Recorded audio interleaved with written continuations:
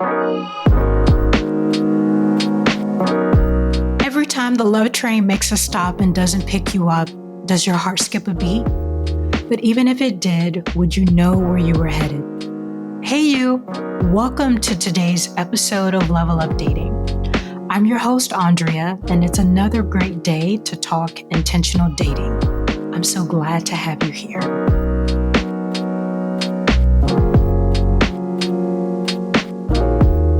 Today's episode is something a lot of us can connect with.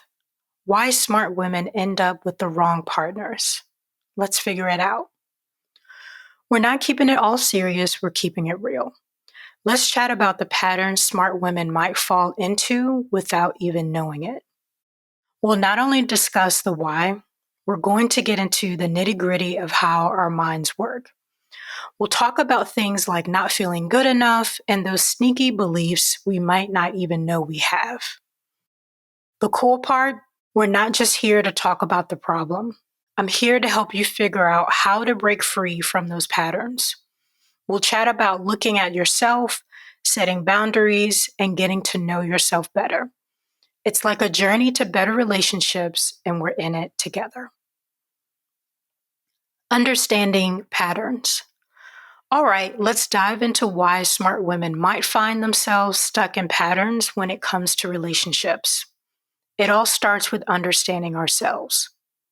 You ever notice how sometimes we end up in the same kinds of relationships even when we don't want to? Smart women are no exception to this, and often it happens without us even realizing it. Tracing the roots. Let's begin by talking about how the past can shape your present, especially when it comes to relationships. If you grew up in a family with a not so healthy dynamic or had parents who were neglectful or even abusive, it could leave some lasting effects. This kind of upbringing might make you develop a strong desire to please others, a pattern that can carry into your adult relationships. Picture this.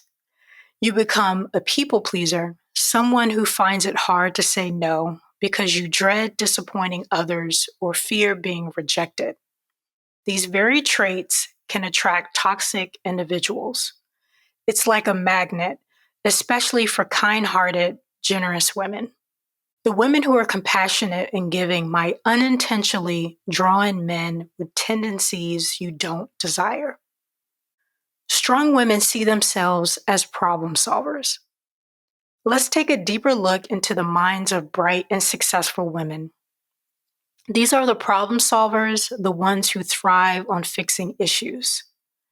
If you're used to being the go-to person for solutions, it's possible that you see problematic men as a challenge, a project you can work on. It's a natural instinct for someone accustomed to tackling problems. So what happens? You might find yourself over-rationalizing, always searching for reasons behind your partner's behaviors. Even when faced with toxic traits, you become a master at making excuses, convincing yourself and others that he didn't mean it, that he grew up in a dysfunctional family and doesn't know how to handle relationships, or that he's going to change. The pressure of having it all, career, love, and family. Success often comes with its set of challenges, and for successful women, the pressure to quote-unquote have it all is real. After dedicating years to education and pursuing professional goals, the desire to complete the story with a loving partner and a family kicks in. It's not just about a thriving career, it's about finding love and building a family.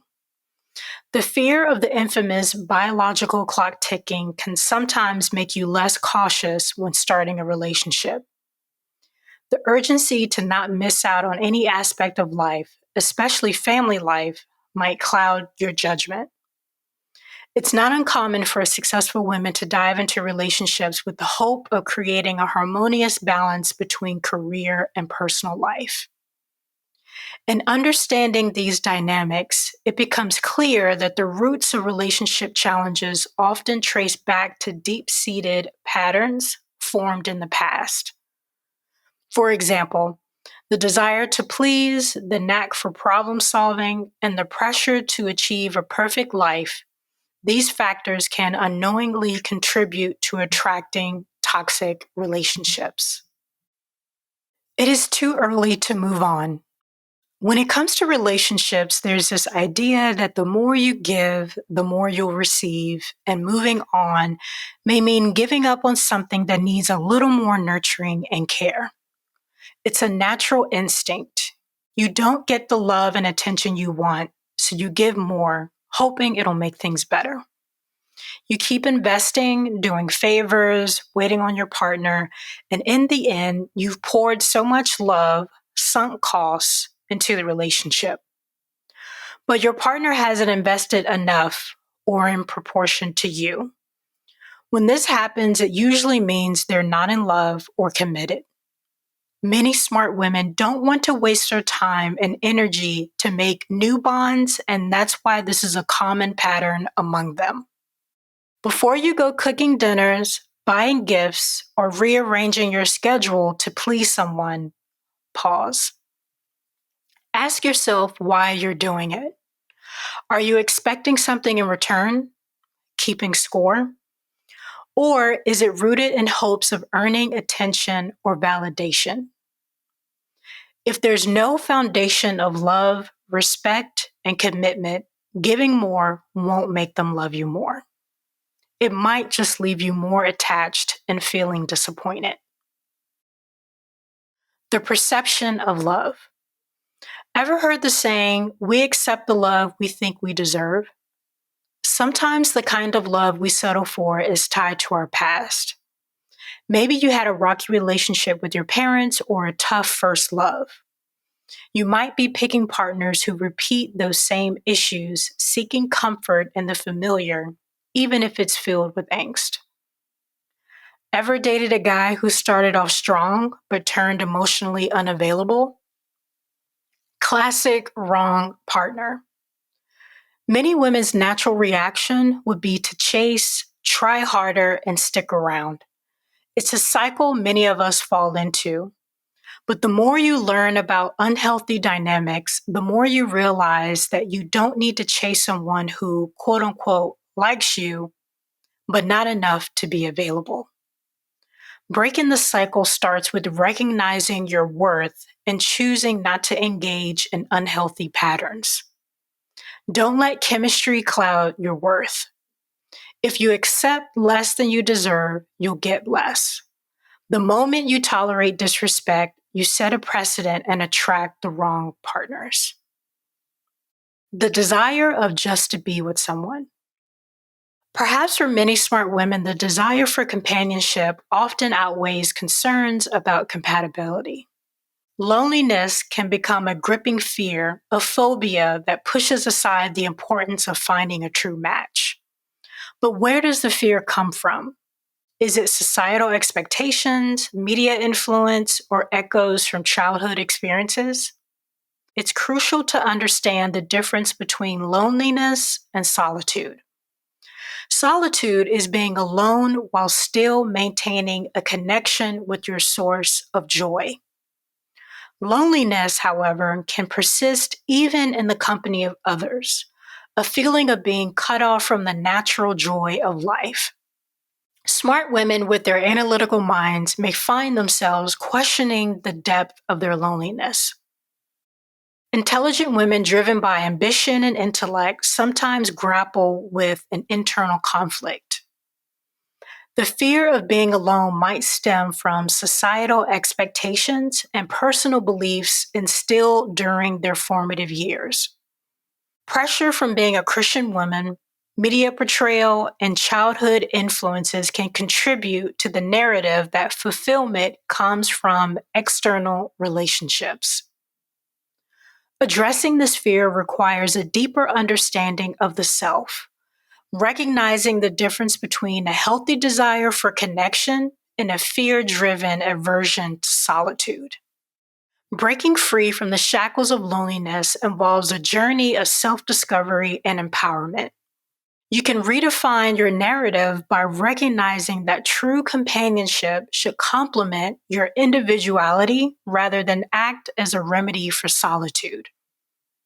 It's about making choices rooted in compatibility, shared values, and mutual respect. In the end, embrace your choices with confidence and understand that true fulfillment comes from connections that add value to your life, not connections just to fill a void. It's a journey of self love, self awareness, and empowered decision making. It starts with our personal relationship with God, the true source of identity and knowing who you are. No one will ever be able to fill this void. Project illusions of ideals. Love, a complex emotion that often leads us down the winding paths, sometimes blur the lines between reality and our own ideals. It's not uncommon to question whether we're truly in love or enamored with the idea of being in love. Similarly, do we love our partner for who they are, or are we captivated by the illusion we've crafted in our minds? The peril arises when we become so entangled in our illusions that we become blind to the true character of those we invite into our lives intimately. Because we have this habit of making things happen, we try to do the same with our relationships.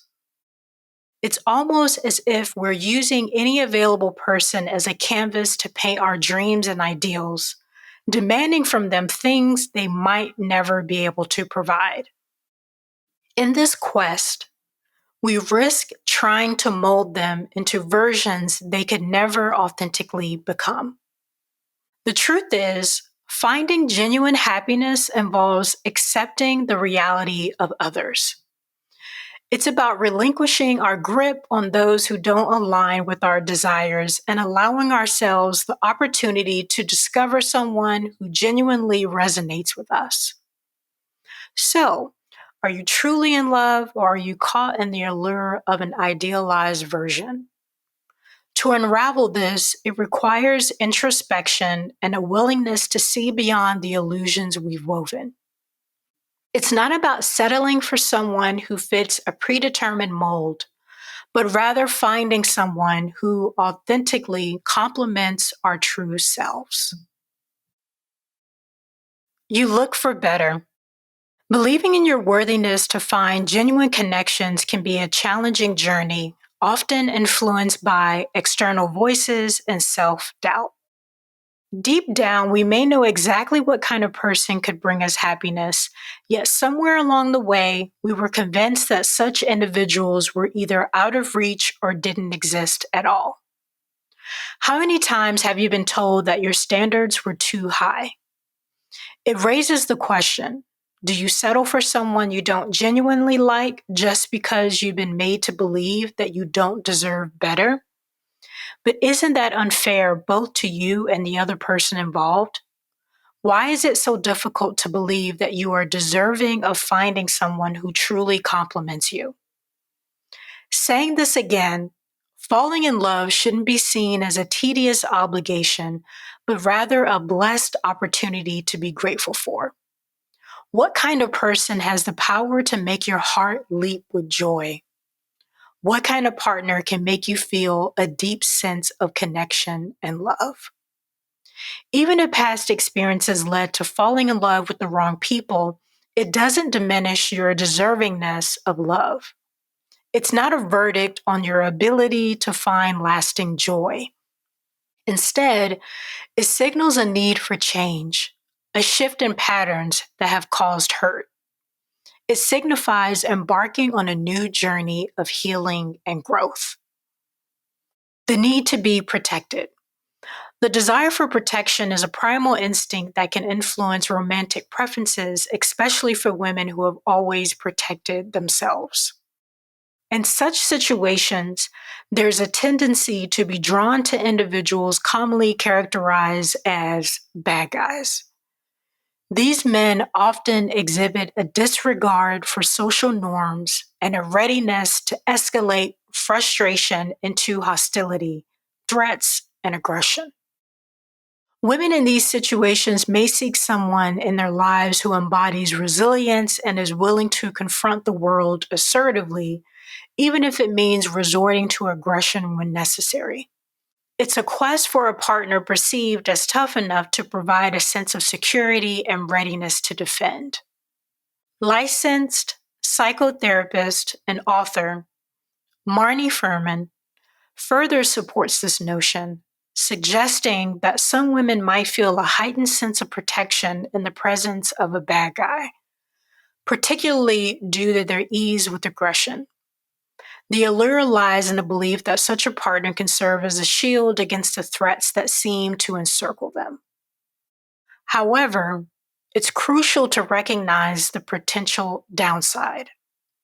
While the tough exterior of these individuals might initially provide a sense of security, there's a risk that this aggression could be redirected inward, leading to a lack of protection when it's most needed. It underscores the complexity of this dynamic. Seeking protection in someone tough may inadvertently expose individuals to the very aggression they hope to be shielded from. Let's wrap things up.